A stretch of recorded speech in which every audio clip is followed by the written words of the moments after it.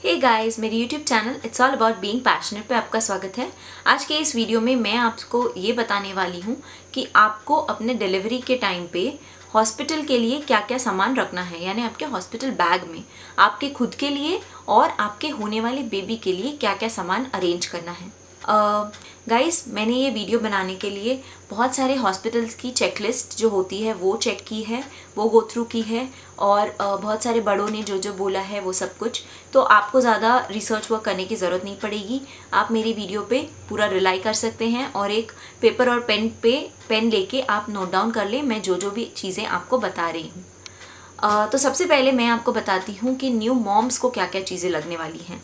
तो सबसे पहले आपको लगेंगी नर्सिंग गाउन्स यानी वो गाउन्स जिनके अंदर आपको फ्रंट ओपन मिले, यानी या तो फ्रंट बटन्स हो या तो फ्रंट चेन हो, ऐसी गाउन्स। जैसे कि ये गाउन है जिसमें यहाँ पर चेन है, सेंटर में चेन है, ऐसी कोई गाउन्स ले सकते हैं सॉफ्ट मटेरियल वाली, क्योंकि आपको ये भी ध्यान रखना है कि बेबी को चुभे ना, और प्लस आपको पूरे दिन वो पहननी होगी तो आपको कंफर्टेबल भी फील हो, इसलिए कॉटन फैब्रिक या हाउजरी मटेरियल का आप गाउन्स ले सकते हैं, या फिर आप शर्ट्स और पैंट्स वाले जो नाइट सूट्स होते हैं वो ले सकते हैं। सेकेंड चीज़ जो आपको लगेगी वो होगी नर्सिंग ब्राज। तो ये वो ब्राज होते हैं जिनके अंदर एक हुक होता है जो आप ओपन कर सकते हैं जब आप बेबी को फीड कर रहे हो। जैसे कि ये ब्रा है मेरे पास जिसमें यहाँ पर एक हुक है, ये हुक आप इस तरीके से ओपन कर सकते हैं, तो ये ओपन हो जाता है और आप बेबी को फीड करें और आप वापस इस हुक को लगा सकते हैं, और ये बहुत ही कंफर्टेबल है। हाउजरी मटेरियल की है ये, मैंने अमेज़ॉन से मंगवाई है, पैक ऑफ 3। तो लिंक मैं अपने डिस्क्रिप्शन बॉक्स में दे दूँगी। आज जो भी प्रोडक्ट्स मैं बताने वाली हूँ सबकी लिंक मेरे डिस्क्रिप्शन बॉक्स में आपको मिल जाएगी। उसके बाद आपको लगेगा सैनिटरी नैपकिन। तो गाइस, एक और सैनिटरी नैपकिन आता है जो कि स्पेशली मैटर्निटी सैनिटरी नैपकिन्स होते हैं, वो मैंने ऑर्डर कर रखा है, बट लॉकडाउन की वजह से मुझे अब तक वो डिलीवर नहीं हुआ है। लेकिन उसकी भी लिंक मैं अपने डिस्क्रिप्शन बॉक्स में दे दूँगी। वो स्पेशल सैनिटरी पैड्स हैं क्योंकि आपको डिलीवरी के बाद बहुत एक्सेस में ब्लीडिंग होती है, हैवी ब्लीडिंग होती है, तो आपको वैसे नैपकिन्स चाहिए जो ज़्यादा टाइम तक और ज़्यादा ब्लीडिंग अब्जॉर्ब कर सके।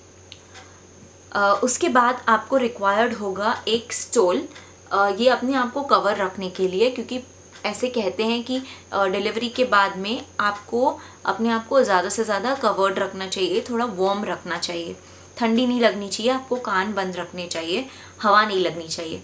तो ये मैंने यहाँ पर मेरा एक स्टोल लिया है, ये थोड़ा वुलन जैसा है, क्योंकि मेरे डिलीवरी जून एंड में होने वाली है, तो इसलिए बारिश का मौसम होगा तो ठंडी रह सकती है, ठंडी हवा रह सकती है, तो मैंने वुलन स्टोल रखा है। आपकी डिलीवरी किस टाइम पे है, समर्स में है, तो आप अकॉर्डिंगली कॉटन के स्टोल्स भी रख सकते हैं।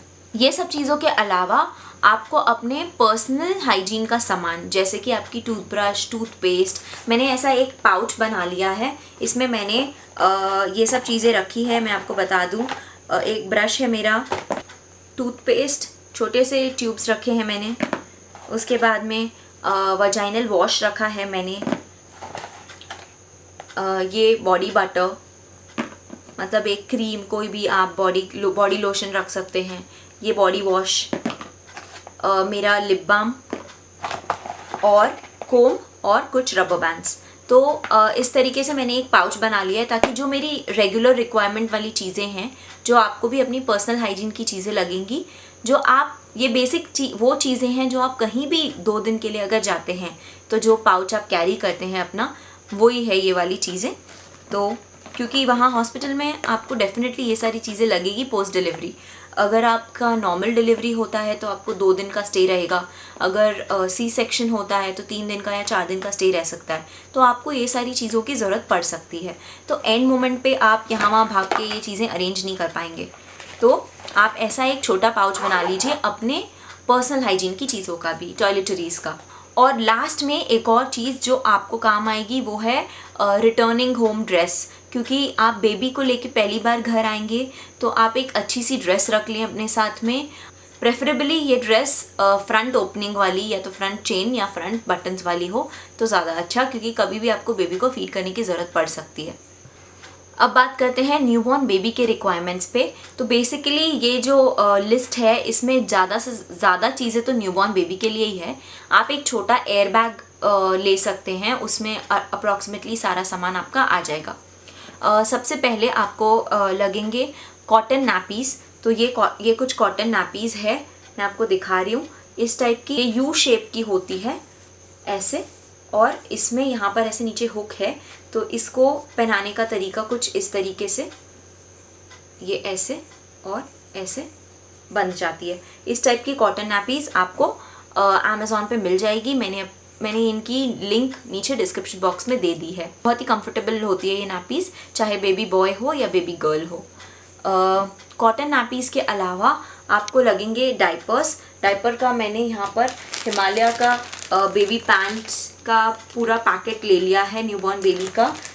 और लेकिन पूरा पैकेट तो डेफिनेटली आप हॉस्पिटल में कैरी नहीं करेंगे, तो मैं कुछ डाइपर्स अपने साथ कैरी करके ले जाने वाली हूँ वहाँ पर। उसके अलावा ये डाइपर्स के अलावा आजकल मिलने लगे हैं कुछ क्लॉथ डाइपर्स। तो ये बहुत ही क्यूट प्रिंट है इसका, मैंने बस एक ट्राई करने के लिए परचेज़ कर रखा है। बहुत ही सॉफ्ट मटेरियल है और अंदर ऐसे कुछ सोकिंग पैड होता है अंदर ये। और साथ में यहाँ पर इन लोगों ने एडजस्टेबल बटन्स भी दिए हैं कि आप साइज़ इसको एडजस्ट कर सकते हैं। तो लेट्स सी अब ये भी कैसा होता है। तो पर इसकी भी लिंक मैं अपने डिस्क्रिप्शन बॉक्स में दे दूँगी। और तो गाइज ये डाइपर्स की खासियत ये है कि आपको ये डाइपर्स रीयूजेबल है, वॉशेबल है। तो और इसकी वजह से ये इको फ्रेंडली भी है। तो इसीलिए ये जो डाइपर्स है ये वेस्ट ऑफ मनी नहीं लगते मुझे, क्योंकि अदरवाइज़ जो डाइपर्स है वो आपको फेंकने पड़ते हैं। हर डाइपर एक यूज़ के बाद आपको फेंकना है। तो ये diapers I think are better. और ये लोग क्लेम करते हैं कि 300 वॉश तक के आप ये यूज़ कर सकते हैं। तो दैट्स रियली गुड राइट। एक बार का इन्वेस्टमेंट है, क्योंकि ये मैंने जो ये लिया है न्यूबॉर्न वाला, ये 650 का अराउंड कुछ आया है। तो that is a little expensive, but then I feel कि जो रेगुलर डाइपर्स हैं हमारे डिस्पोजेबल वाले, वो अराउंड 10 रुपी पर डाइपर पड़ता है। तो आई थिंक ये रीज़नेबल है उस हिसाब से 300 वॉश के लिए। तो यू कैन ट्राई। फिर आपको लगेंगे झबलास, जैसे बेबी के जो फ्रंट ओपन वाले ऐसे छोटे छोटे टी शर्ट्स आते हैं, वो आपको लगेंगे।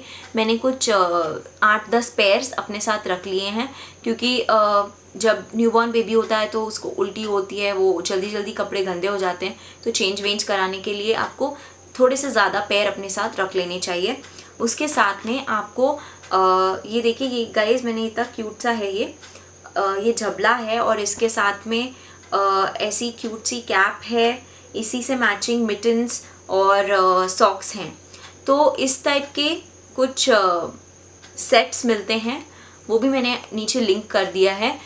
6 सेट्स का जैसे पैकेज आता है, सारे जबलास, बूटीज़, मिटन्स और कैप्स का। तो ये बहुत ही काम आएगा आपको, क्योंकि बेबी को भी वार्म रखना ज़रूरी होता है, उनके हाथों पैर ठंडे होते हैं। तो आपको मिटन्स और बूटीज़ और कैप पहना के रखना पड़ेगा बेबी को। तो ये सब कुछ आप ले सकते हैं।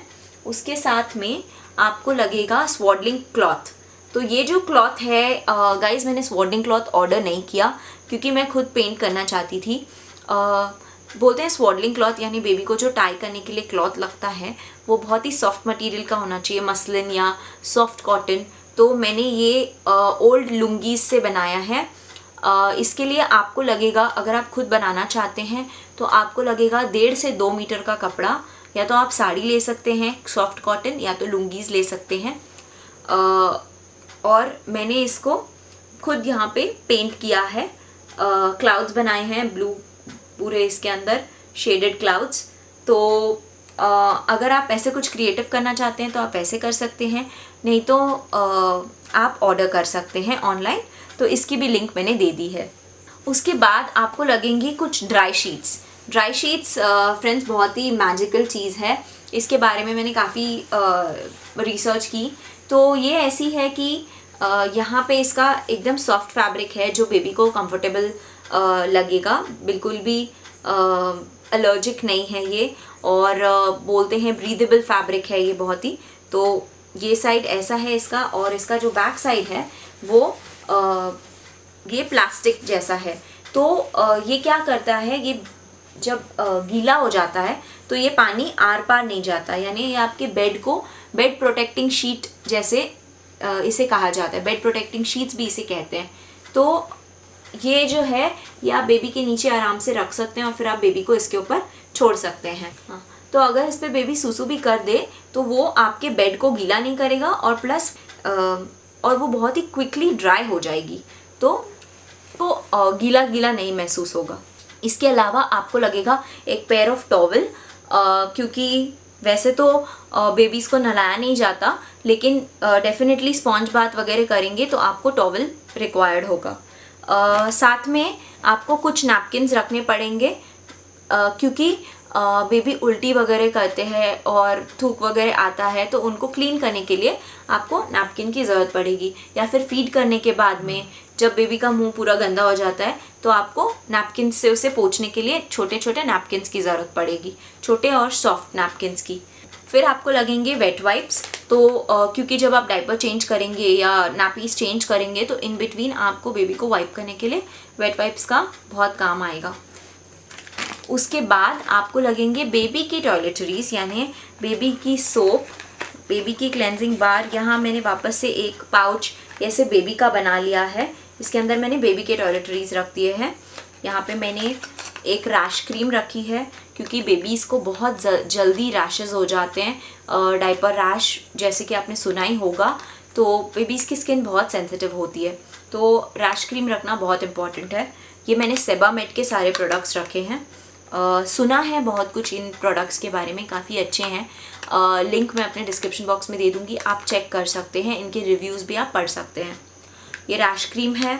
इसके अलावा मैंने यहाँ पर रखी है एक बेबी क्लेंजिंग बार। सब मैंने छोटे छोटे रखे हैं ये पैकेट्स। बेबी वॉश और साथ में ये एक बेबी लोशन। इन सब चीज़ों के अलावा आपको लगेगा एक बेबी कैरी नेस्ट। ये बहुत ही सॉफ्ट और कंफर्टेबल नेस्ट होता है बेबी के लिए, इसको बेबी स्लीपिंग बैग भी बोलते हैं। ये फ्लीस मटेरियल का है और ये मैंने मीमी ब्रांड का लिया है। ये जो नेस्ट है आप इसमें बेबी को रिसीव भी कर सकते हैं, as a receiving blanket use कर सकते हैं, आप इसको एज अ स्वॉडल यूज़ कर सकते हैं, आप इसको बेबी को इसके अंदर रख दें। ये बहुत ही वार्म फीलिंग देता है बेबी को, क्योंकि ये काफ़ी थिक मटेरियल का है।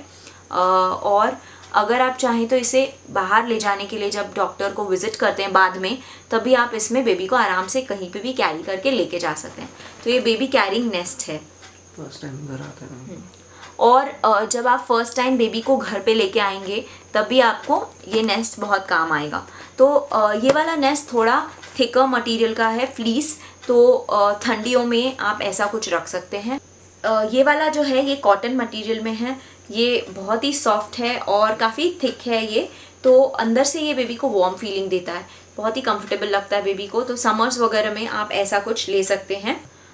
तो गाइज़ आई होप आपने ये सारे पॉइंट्स, ये सारी चीज़ें नोट कर ली हो। कोई चीज़ें आपको नहीं मिल रही हो तो आप ज़रूर से नीचे दिए हुए लिंक्स चेक कर सकते हैं। आई होप आपको अपने हॉस्पिटल बैग को रेडी करने में अब कोई प्रॉब्लम नहीं आएगी। तो अगर आपको ये वीडियो पसंद आया हो तो प्लीज़ इसे लाइक कीजिए, अपने फ्रेंड्स के साथ शेयर कीजिए, जो भी एक्सपेक्टिंग मॉम्स है उनके साथ ये वीडियो ज़रूर शेयर कीजिए। और मिलते हैं एक नई वीडियो में। डिलीवरी के लिए बेस्ट ऑफ लक, बाय।